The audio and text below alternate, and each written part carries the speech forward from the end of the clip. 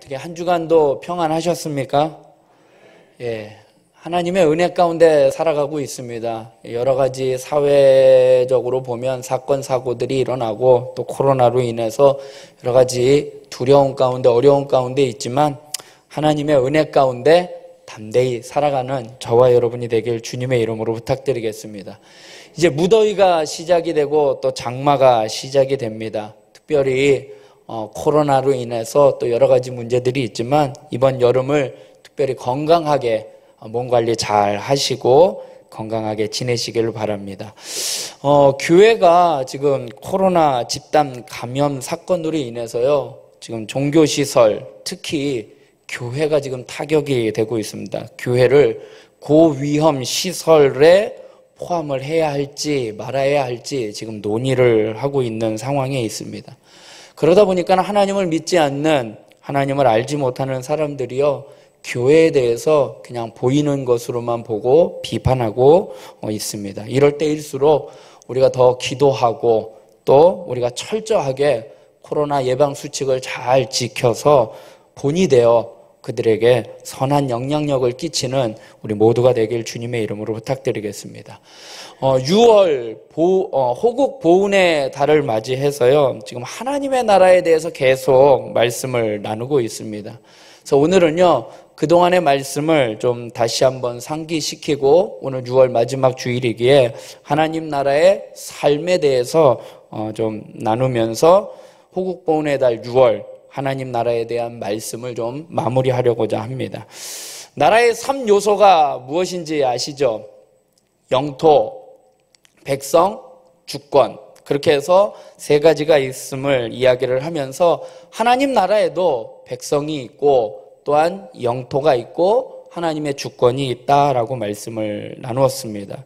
그래서 하나님의 백성, 하나님의 나라의 영토, 즉 영역, 하나님의 영향력이 끼치는 다스림이 미치는 영역, 그 다음에 주권, 하나님의 주권, 하나님의 주도권이라고 말씀을 나누었습니다.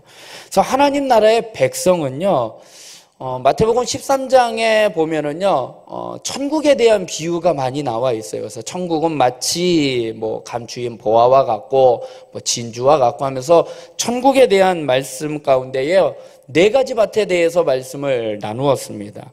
네 가지 밭은 길가와 돌밭과 가시떨기와 좋은 땅이 있다라고 말씀을 드렸습니다. 근데 그 네 가지 밭이요, 우리의 마음의 상태를 이야기를 하고 있습니다. 근데 이 네 가지 밭에 대해서 우리를 네 종류의 사람으로 분류시키는 그러한 의미가 아니라 우리는 그렇게 하나님의 말씀대로 성화되어가는, 기경하고 변화되어가고 공사 중인 그러한 사람으로서의 그 마음의 밭에 대해서 이야기를 나누었습니다. 그래서 우리가 좋은 밭으로 되어야 하는데 그 이유가 뭐냐? 열매를 맺기 위해서다라고 말씀을 하고 있습니다. 근데 열매 맺지 못하는 이유가 뭐냐? 씨앗이 뿌리를 내리지 못해서 그 씨앗, 하나님의 말씀을 빼앗겼기 때문에 열매를 맺지 못하고, 또 뿌리를 내리긴 내렸지만 잘 깊게 내리지 못해서 어려운 가운데에 넘어져서 열매를 맺지 못하는 경우도 있습니다. 그리고 뿌리는 또 잘 내렸지만 잘 자라다가 욕심으로 인해서 그 기운이 막혀서, 가시덤불로 인한 기운이 막혀서 열매를 맺지 못하는 경우가 있습니다. 그래서요, 하나님의 나라의 백성은 좋은 열매를 많이 맺는 백성이 되어야 하는데, 그러기 위해서는 우리의 마음의 밭을 기경해야 한다라고 말씀을 드렸습니다. 딱딱하게 굳어진 밭은 갈아엎어야 하고, 돌밭의 돌은 캐내어야 하고, 가시떨기 밭에 가시떨기와 엉겅퀴들은 제거해야 한다는 것입니다. 그래서 우리의 마음의 밭이 좋은 땅이 되어 30배, 60배, 100배의 결실을 많이 맺을 수 있는, 그래서 좋은 땅으로 날마다 기경해 나아가는, 그래서 하나님 나라의 거룩한 백성이 되는 그러한 삶을 살아가는 저와 여러분이 되길 주님의 이름으로 부탁드리겠습니다. 두 번째, 하나님 나라의 요소 가운데 하나는 영토입니다. 하나님의 다스림이 미치는 영역인데요, 느헤미야 3장의 말씀을 나누었습니다. 이스라엘 백성들이요, 신앙의 터전이었던 예루살렘 성전이 또한 성벽이 이방 민족에게 빼앗기고 무너지게 되었습니다. 그래서 느헤미야는 하나님의 섭리와 인도 가운데에 예루살렘으로 귀환을 해서 그 성벽을 재건을 하게 됩니다. 하나님의 나라의 영토, 하나님이 다스리시는 그 영역도요, 똑같아요. 침범을 당하고 빼앗으려고 하는 그 악한 세력으로부터 우리가 그것을 지키고 그것을 세워가려면 하나님의 나라의 백성들이요, 각자 자기 역할을 감당해야 한다라고 말씀을 드렸습니다. 자기 구역을 책임지고 완수해야 한다라는 것입니다. 내가 책임지고 완수해야 할 내 구역은요, 다른 곳이 아니에요. 바로 내가 서 있는 곳, 내 집 앞, 내게 맡겨준 내가 할 수 있는 역량에 따라 내가 있는 그 자리에서 하나님의 나라를 건설하는 그 지역이 바로 내 구역이고 내가 맡아야 할 사명이라는 것입니다. 그래서 은사를 따라, 재능에 따라 기쁨과 감사함으로 그 사명을 감당해야 하는 것입니다. 그래서 이스라엘 백성들은요, 성벽을 재건하고 난 다음에 수문앞 광장에 모여서 하나님의 말씀을 낭독을 합니다. 그러면서 하나님과의 올바른 관계를 맺고 회복하는 역사가 일어납니다. 그러면서 느헤미야는 온 백성들과 함께 이를 과감하게 결단하고 개혁을 통해서 예루살렘 성벽을 온 백성들이 한 마음 한 뜻 함께 합심해서 세워갔음을 말씀을 나누었습니다. 하나님의 나라, 하나님의 교회는요, 하나님의 백성인 성도 한 사람 한 사람이요, 각자 자기에게 주어진 은사와 재능을 따라 내가 감당할 수 있는 역량을 따라 내가 맡은 영역을 책임지고 온 성도들이 합심하여 연합할 때에 하나님의 나라가, 하나님의 교회가 든든히 세워져감을 말씀을 나누었습니다. 사랑하는 성도 여러분, 우리가 맡은 직분, 사명을 따라 하나님 나라의 충성된 일꾼으로 하나님의 영역, 그 영토를, 하나님의 교회를 세워가는 우리 모두가 되길 주님의 이름으로 부탁드리겠습니다. 세 번째로 나라의 3요소 가운데 하나가 주권이었습니다. 하나님의 주권, 하나님의 주도권이었습니다. 출애굽기 14장의 말씀을 통해서요, 이스라엘 백성들이 홍해바다를 건너는 사건 가운데에 하나님의 구원의 역사를 보았습니다. 하나님은요, 우리 인간의 생각을 초월해서 일하시는 분이셔요. 그래서 우리가 이해할 수 없는 상황과 환경이지만 하나님은 우리의 이성을 초월해서 역사를 하십니다. 그렇기 때문에 사람의 힘으로는요, 결코 하나님의 행사를 막을 수가 없습니다. 하나님 앞에, 하나님의 그 주권 앞에 우리가 할 수 있는 것은 순종밖에 없다라는 것입니다. 하나님의 주권을 온전히 인정하고 하나님 앞에 신뢰함으로 나아가야 하지만 그렇게 하지 못할 경우에는요, 우리가 눈에 보이는 이 현실로 인해서 두려움에 빠지게 되는 것입니다. 이스라엘 백성들이 하나님의 주권을 인정하지 못하고 신뢰하지 못하고 뒤에 쫓아오는 애국 군사들로 인하여 심히 두려움에 빠졌던 것처럼 우리가 바라봐야 할 것은요, 상황과 현실이 아니라 하나님이 우리를 위하여 어떻게 역사하시는지, 우리를 구원하시기 위해서 어떻게 행하시는지 그 구원을 바라보는 저와 여러분이 되길 주님의 이름으로 부탁드리겠습니다. 하나님이 친히 싸우시는 거예요. 하나님의 주권 가운데. 그래서 우리가 할 수 있는 것은요, 아무것도 없다라는 것입니다. 그렇다고 최선을 다하지 않고 아무것도 하지 말라라는 그러한 말씀이 아니라 내가 서 있는 그곳에 당당히 서서 교만하지 않고 조급해하지 않고 잠잠히 하나님의 구원의 역사를, 우리를 위하여 어떻게 역사하시는지를, 그 구원의 역사를 가만히 지켜보고 하나님 앞에 믿음으로 나아가라는 것입니다. 하나님의 나라, 하나님의 주권은요, 전적으로 하나님의 손에 달려 있습니다. 하나님께서 모든 것을 주관하시고 주도하십니다. 그래서 그 주권을 인정하고 신뢰하며 모든 것을 하나님 앞에 맡겨드리고 하나님의 역사하심을 바라보는 저와 여러분이 되길 주님의 이름으로 부탁드리겠습니다. 이게 지난 3주 동안 나누었던 말씀입니다. 오늘은요, 그 하나님 나라의 결론으로 그럼 어떻게 살아가야 하는지의 삶에 대해서 좀 말씀을 나누고자 합니다. 오늘 본문의 말씀을 우리 다시 한번 봉독하겠습니다. 시작.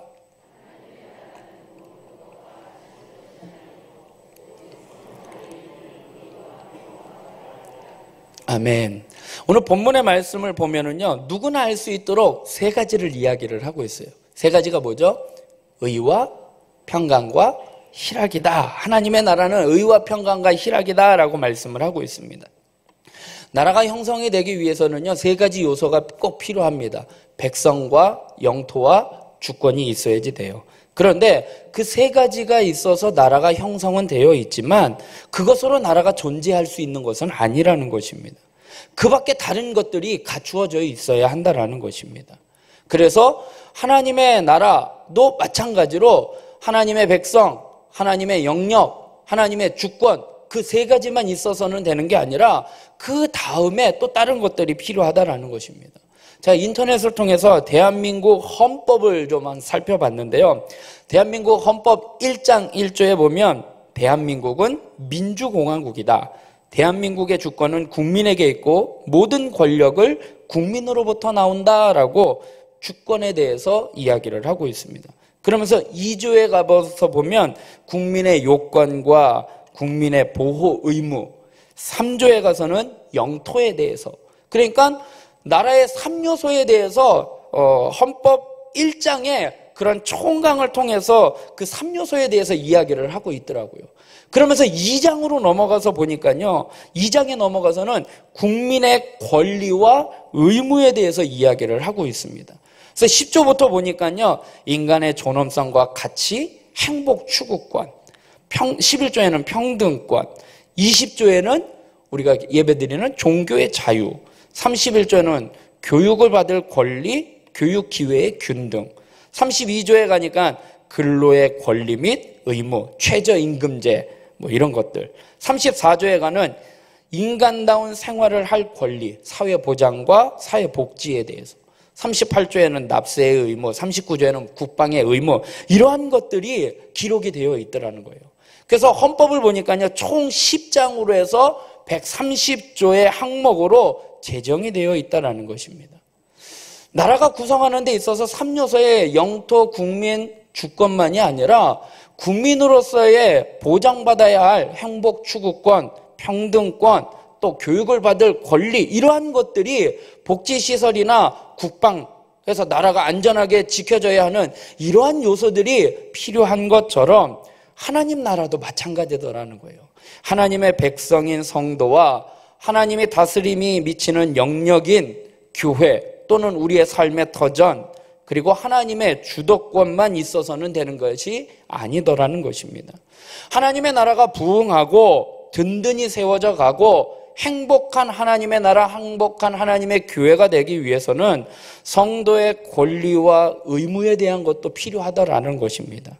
그것에 대해서 오늘 성경은 하나님의 나라는 의와 평강과 희락이다라고 말씀을 하고 있는 것입니다. 그래서 오늘 그 세 가지를 좀 말씀을 나누고 같이 기도하기를 원합니다. 첫 번째로 하나님의 나라는 의입니다. 이 의는 원래 헬라 사회에서 법적 용어로 사용되었던 단어입니다. 그러니까 무슨 말이냐면 무죄를 지칭하는 것으로 속죄받은 상태를 이야기를 하고 있습니다. 그래서 죄가 없는 상태를 이야기를 하고 있는 거예요.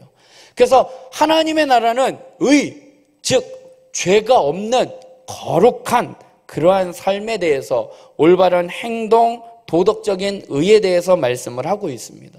그래서 대한민국 헌법 1장 2조의 내용을 보니까요, 대한민국의 국민이 되는 요건은 법률로 정한다라고 명시하고 있어요.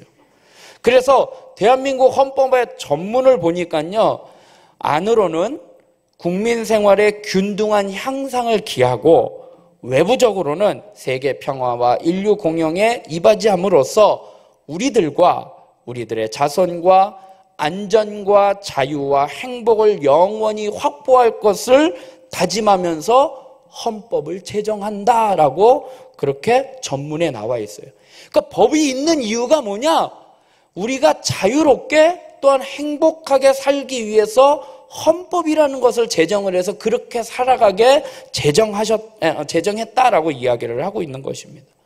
마찬가지로요, 하나님의 나라도요, 하나님의 나라의 백성들이요, 하나님 앞에 온전하게 행복하게 하나님의 은혜 가운데 살아가기 위해서는 그 법이 필요한데, 그 법이 뭐냐? 바로 하나님의 말씀이라는 것입니다.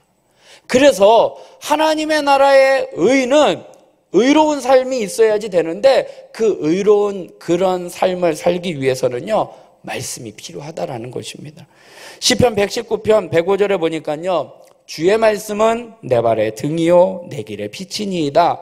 주의 의로운 규례들을 지키기로 맹세하고 굳게 정하였나이다 라고 말씀을 하고 있어요. 하나님의 말씀이요, 내 발의 길이래요. 그리고 내 발의 등이고 내 길에 빛이 되어준대요. 그래서 어디로 가야 할지 그 법적으로 지켜주고 보호해준다는 거예요. 의로운 규례들을 내가 지키기로 정하고 맹세하였다라고 말씀을 하고 있습니다. 시편 119편 11절에도 또 이렇게 말씀을 해요. 내가 주께 범죄하지 아니하려고 하여 하나님의 말씀을 내 마음에 두었대요. 범죄하지 않으려고 말씀을 내 마음에 두었다라는 것입니다.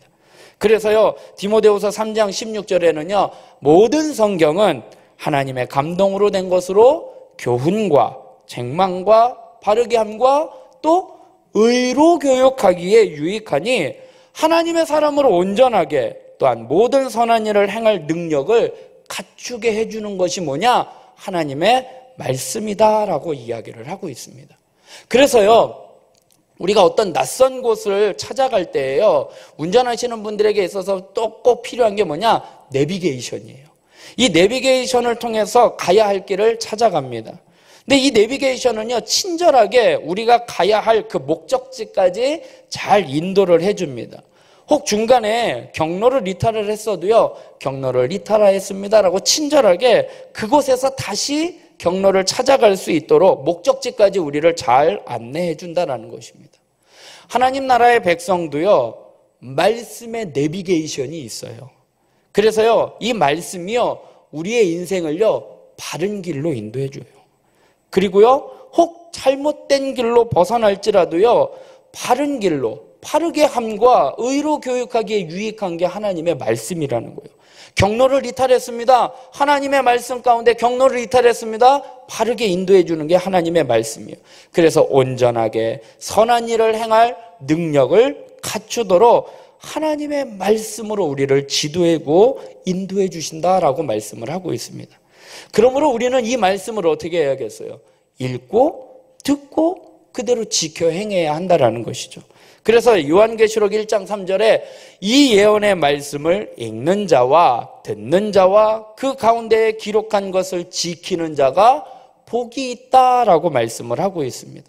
사랑하는 성도 여러분, 하나님의 말씀을 꼭 읽으시기 바랍니다. 하나님의 말씀을 읽어야지 돼요. 그래야 그게 내가 어디로 가야 하는지를 지침서가 된다라는 것입니다. 전에도 말씀드렸지만 하루에 3장, 주일에 5장을 읽으면 1년에 한독을 할 수 있습니다. 근데요, 지금도 늦지 않았어요. 말씀을 읽으시기 바랍니다. 근데 1년에 한 번 통독을 하려고 하는데 우리는 보통 다짐을 언제 해요? 새해 하죠. 1월 1일 날 내가 이제 올 한 해는 성경을 읽겠노라 라고 1월 1일 날 성경을 읽으려고 하는데요, 지금 무슨 생각이 드냐? 아, 그래, 내년 1월 1일부터 읽어야지 하는 게 마귀의 수법이라는 거예요. 마귀는요, 어떻게 해서든지 말씀을 못 읽게 해요. 마음은 잡는데 언제? 1월 1일부터. 그런데요, 기회가 있어요. 언제냐? 이번 수요일이 7월 1일이에요. 1년에 후반기 시작하는 날이 바로 7월 1일이에요. 내가 7월 1일부터 내가 성경을 읽겠노라 라고 다짐하고 읽으시기 바랍니다. 하루에 3장, 주일에 5장인데요. 하루에 3장, 그게 너무 힘들면요, 한 장만이라도 읽으세요. 한 장도 힘들면요, 한 절이라도 읽으세요. 하나님의 말씀을 읽지 못하도록 마귀는요, 자꾸 우리를 방해하고 있어요. 성경을 읽으려고 하는데요, 이게 너무 어려워요. 이해가 안 돼요? 그러면요, 쉬운 성경이라는 게 있고요. 현대인의 성경, 메시지 성경이 있어요. 쉬운 거, 어린이 성경도 있어요. 이러한 것들을 통해서도 어떻게 해서든지 말씀을 읽으려고 하시기 바랍니다. 또 말씀을 읽는 거 좀 너무 식상하다 그러면요, 말씀을 써보세요. 우리 권사님도 이게 매 말씀을 쓰시는 분이 있는데 요즘에는요 너무 잘 돼 있어요. 기독교 백화점에 가면은요 필사 노트가요 다 완벽하게 구비되어 있어요. 우리 아이들 한글 공부하듯이 거기에 성경이 다 써 있어요. 그래서 성경책 안 보고 거기에 써 있는 글씨 그대로 색칠 공부하듯이 그대로 써서 성경을 필사할 수 있어요. 또 젊은 사람들은요 인터넷에 보면은요 성경 타자를 치는 게 있어요. 저도 성경 타자를 지금 4월 달부터 창세기부터 쓰기 시작해서 지금 시편 90편까지 쓰고 있는데 쉬운 성경으로 제가 좀 이해하기 쉽게 쓰고 있는데 어찌됐든 간에 말씀을요 가까이 하시기 바랍니다.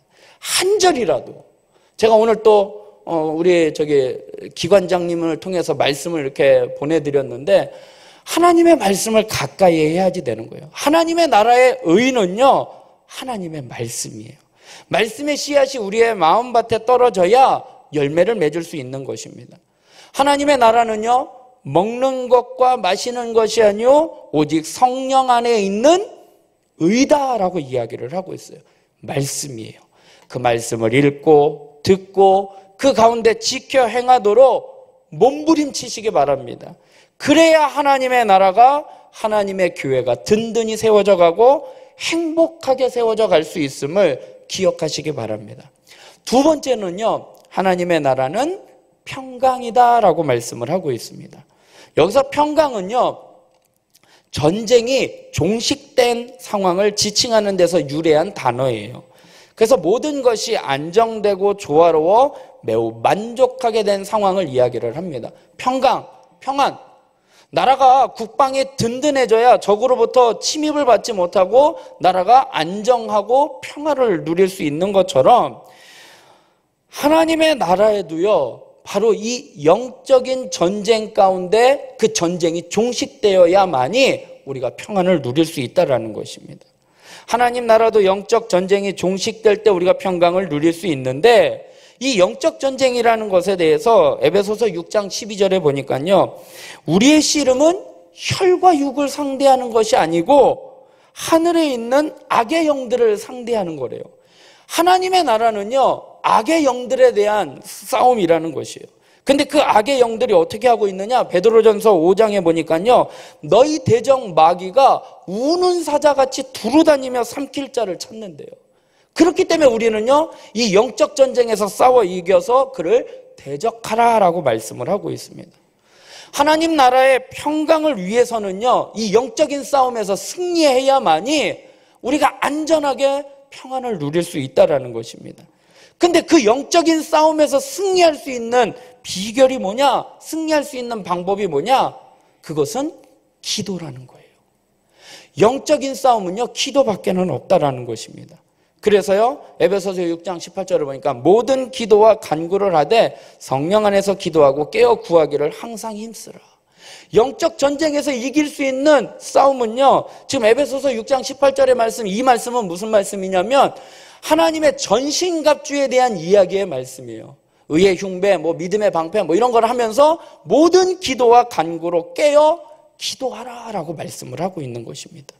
베드로전서 4장 7절에 너희는 정신을 차리고 근신하여 기도하라라고 말씀을 하고 있어요. 왜요? 영적인 싸움이기 때문에. 그래서요, 누가복음 22장에 계속해서 말씀을 합니다. 내 믿음이 떨어지지 않게 기도하라. 40절에 유혹에 빠지지 않게 기도하라.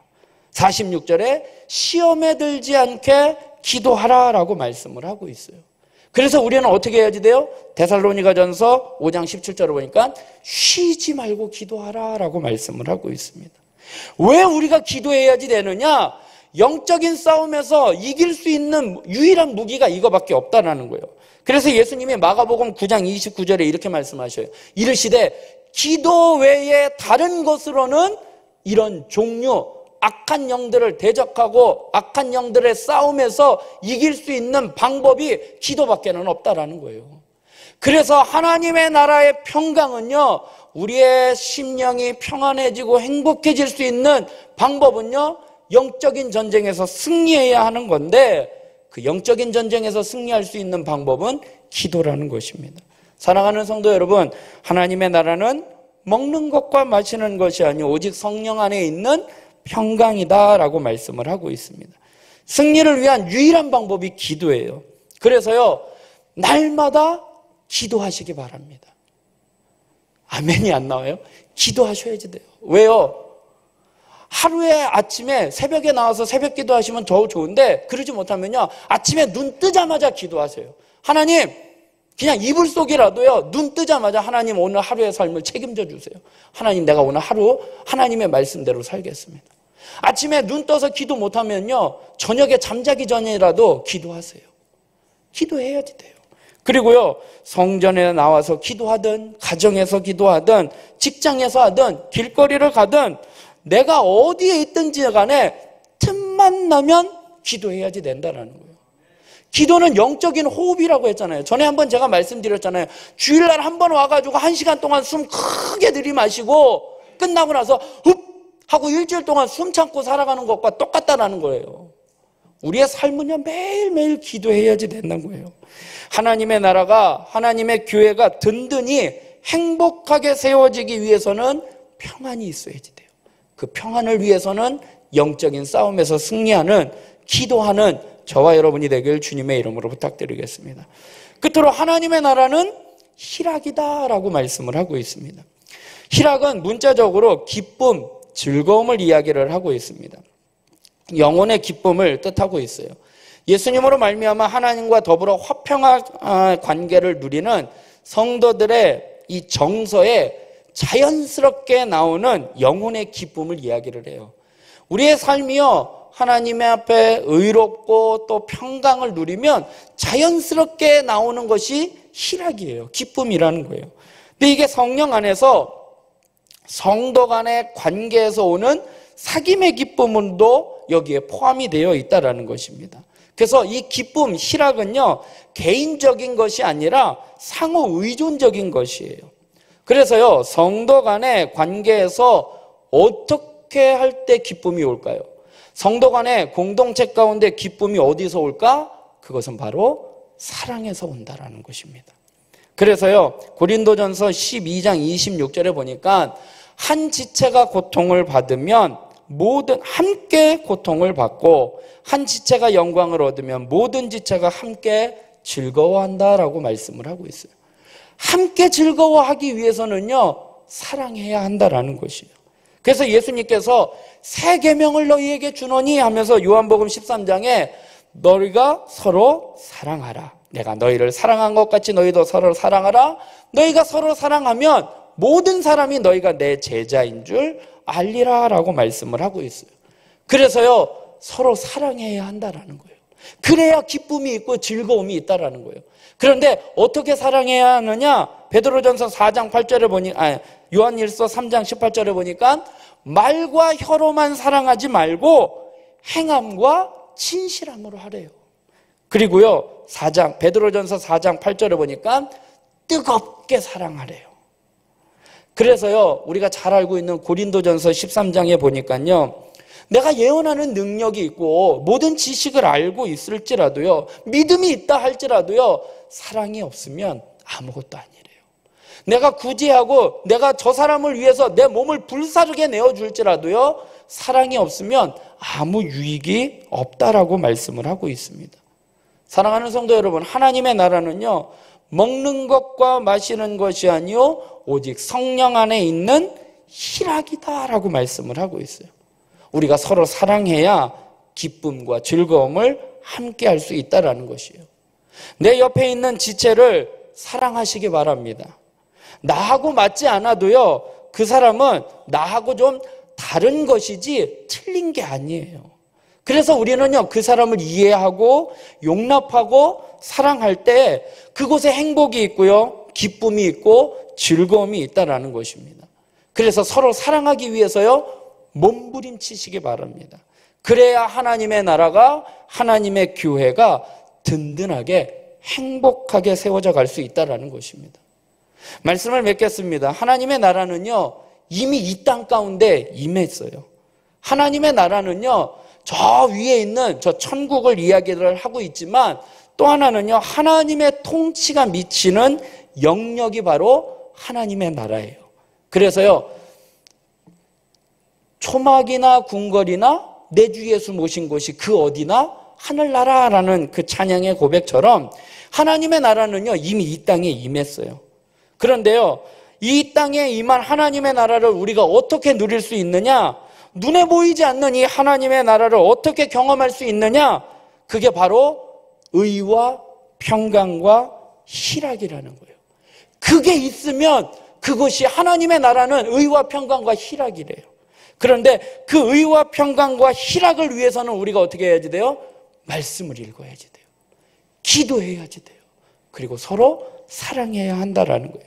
이것을 실천해야 의와 평강과 희락이 있고 그것이 하나님의 나라가 된다라는 것입니다. 하나님의 나라가 임하는 곳이 어디냐? 바로 우리의 마음이다라고 성경은 말씀을 하고 있어요. 누가복음 17장 20절에 보니까요, 바리새인들이 하나님의 나라가 어느 때에 임하나이까 묻거늘 예수께서 대답하여 이르시되 하나님의 나라는 볼 수 있게 임하는 것이 아니요 또 여기 있다 저기 있다고도 못하리니 하나님의 나라는 어디에요? 너희 안에 있느니라 라고 말씀을 하고 있어요. 하나님의 나라는요, 분명히 이 땅 가운데 우리의 심령 가운데 임하였다라는 것입니다.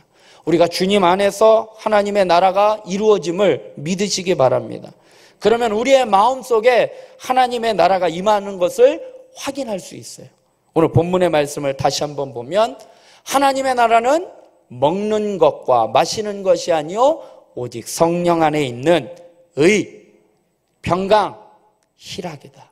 그것을 위해서 말씀과 기도와 사랑으로 실천하며 살아가는, 정말 몸부림치면서 우리의 마음 가운데에 우리의 몸된 교회 가운데 하나님의 나라를 바로 세워가는 저와 여러분이 되길 주님의 이름으로 부탁드리겠습니다.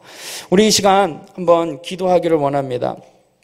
하나님의 나라와 하나님의 교회를 세워가기 위해서는요, 의와 평강과 희락의 삶이 있어야지 돼요. 하나님의 나라를 든든하고 행복하게 세워갈 수 있는데 그러기 위해서는 말씀과 기도와 사랑의 실천이 있어야 합니다. 이것을 몸부림치며 살아갈 수 있게 해달라고, 그래서 우리의 삶 가운데 의와 평강과 희락으로 살아갈 수 있게 인도해달라고 우리 다 같이 하나님 앞에 기도하도록 하겠습니다.